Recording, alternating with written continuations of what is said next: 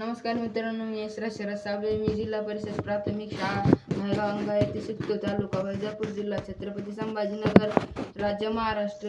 मी विकसित भारत बिल्डथॉन उपक्रमांतर्गत मी तुम्हाला एक प्रयोग करून दाखवणार आहे. तो प्रयोग म्हणजे सौर ऊर्जेवर चालणारे उपकरण किंवा ग्राइंडर.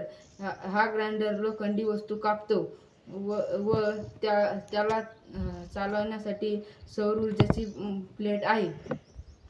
ही सौर ऊर्जेची प्लेट आहे. ही प्रकाश शोषून सौर ऊर्जेत रूपांतर करते. या ऊर्जेपासून आपण ग्राइंडर चालू शकतो.